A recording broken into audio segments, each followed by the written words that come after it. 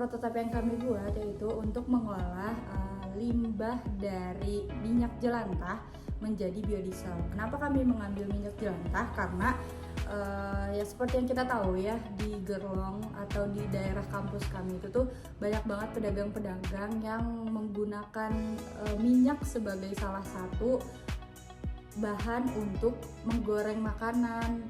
Ya, di sekitar lingkungan kampus kami di daerah Geger Kalong banyak sekali pedagang-pedagang yang memproduksi makanan dengan satu bahannya yaitu minyak. Nah, dari hasil produksi ini dan dari minyak yang digunakan ini menghasilkan minyak jelantah yang memang sudah berkali-kali digunakan untuk penggorengan atau kebutuhan dagangannya.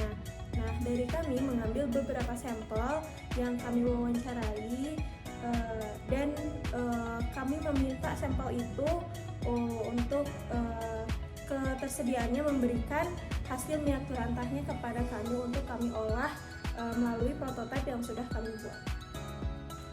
Alasan mengapa kami mengambil limbah dari minyak jelantah karena setelah kami wawancarai banyak dari pedagang-pedagang yang membuang bekas limbah minyak jelantah ini ke seperti selokan. Nah, maka dari itu, karena kami tidak mau adanya pencemaran air akibat dari minyak jelantah ini, makanya kami akan mengolah menjadi yang lebih bermanfaat, yaitu menjadi biodiesel.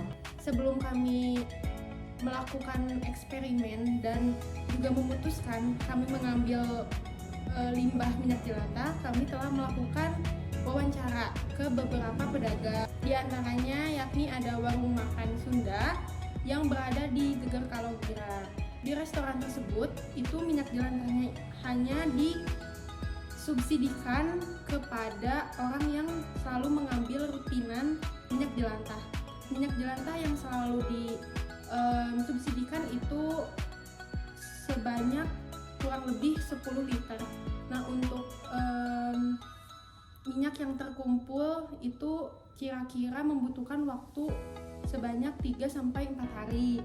Ya. Nah, untuk pemanfaatan dari orang yang menerima minyak tersebut itu penjualnya tidak mengetahui lebih detailnya itu akan dimanfaatkan seperti apa.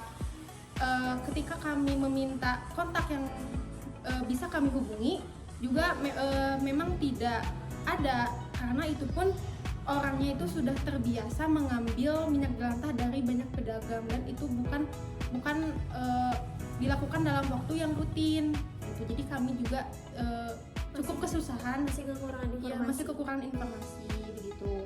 Kemudian sampel yang kedua itu kami mengambil dari pedagang ayam gepuk babak belur yang berlokasi di Geger Kalong juga. Sama seperti restoran sebelumnya, pada restoran ini juga tidak dimanfaatkan limbah minyak jelantahnya, tetapi juga diberikan kepada distributor. Pemanfaatan dari distributor pun juga pedagangnya tidak tahu karena memang hanya memberikan minyak jelantahnya. Nah, untuk sampel ini kami mengetahui info yang berbedanya itu terkait harga.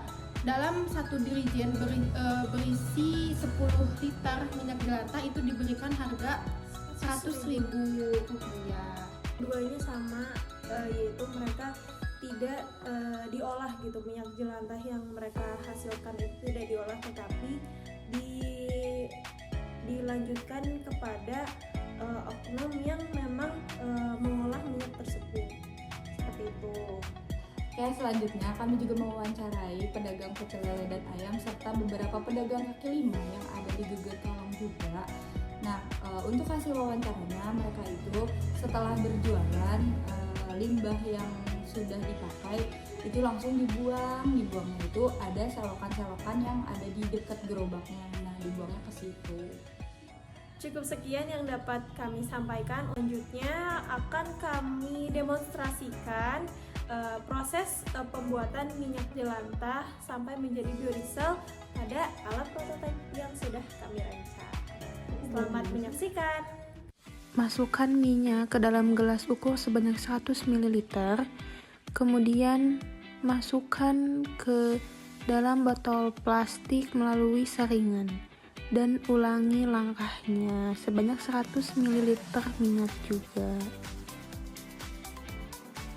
Kemudian buka pengait kabel dan colokan ke stop kontak dan masukkan kedua sumpit yang telah dililitkan kabel untuk memanaskan minyak.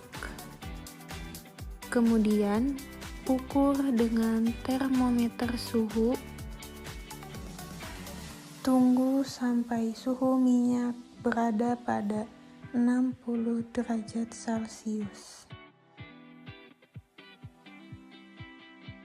Apabila minyak sudah berada pada suhu 60 derajat Celcius, simpan kembali sumpit kepada tempat semula dan cabut kabel pada stop kontak. Buka NaOH pada kemasan plastik dan timbang NaOH sebesar 0,60 gram. Kemudian masukkan ke dalam botol dan tutup rapat. Kemudian ukur metanol sebanyak 40 ml dan campurkan ke dalam NaOH yang sudah ditimbang tadi. Kemudian langsung tutup rapat kembali dan kocok sampai metanol dan NaOH tercampur dengan rata. Diamkan campuran metanol dan NaOH selama kurang lebih 24 jam. Pada keesokan harinya, masukkan campuran metanol dan NaOH ke dalam botol plastik berisi minyak yang sudah dipanaskan. Sekarang masukkan pengaduk atau mixer ke dalam minyak dan campuran metanol dan NaOH. Tahan hingga tercampur dengan merata.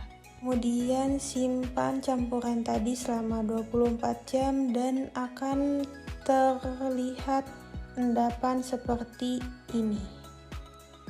Nah, sekarang keluarkan endapan ke dalam botol plastik sampah yang sudah disediakan. Setelah hasil endapan tadi dibuang, buka wadah kedua dan masukkan corong agar minyak dapat keluar dengan teratur. Kemudian buka keran air sehingga minyak dapat berpindah ke wadah yang kedua. Selanjutnya bersihkan minyak tadi menggunakan air hangat yang bersuhu 50 derajat Celcius. Masukkan ke dalam wadah yang berisi minyak tadi dan tutup botolnya. Nyalakan saklar dinamo pada bagian sisi kanan dan juga sisi kiri. Terdapat kendala, dinamo tiba-tiba tidak dapat berputar otomatis. Di sini ada video yang menunjukkan seharusnya botol itu dapat berputar secara otomatis. Jika minyak sudah bersih, maka tampilannya akan seperti ini. Terdapat perbedaan warna ya. Kemudian buang seluruh air ke dalam wadah yang sudah disediakan. Ingat, jangan sampai ada air yang tersisa. Dan juga jangan sampai ada minyak yang ikut terbuang ke dalam wadah. Nah, tutup lagi botolnya. Kemudian sekarang kita pindahkan biodiesel yang sudah dibersihkan tadi ke dalam wadah yang sudah disediakan dan akan terlihat tampilannya sebagai berikut ini. Jadi ini tampilan biodiesel yang semulanya itu minyak jelantah kotor menjadi biodiesel bening seperti ini. Terakhir, mari kita buktikan menggunakan kain lap dan juga korek api. Bisa dilihat ya bahwa kain lap yang sudah dicampurkan dengan biodiesel, apinya itu tidak menjalar dengan cepat pada seluruh kain. Kita coba juga pada percobaan kedua ketika lapnya itu dicampurkan dengan air dan juga biodiesel. Bisa terlihat ya, api tidak menyebar dengan cepat ke seluruh kainnya. Dan percobaan ketiga itu tidak menggunakan biodiesel dan juga tidak menggunakan air. Bisa terlihat api menjalar dengan cepat ke seluruh permukaan lap.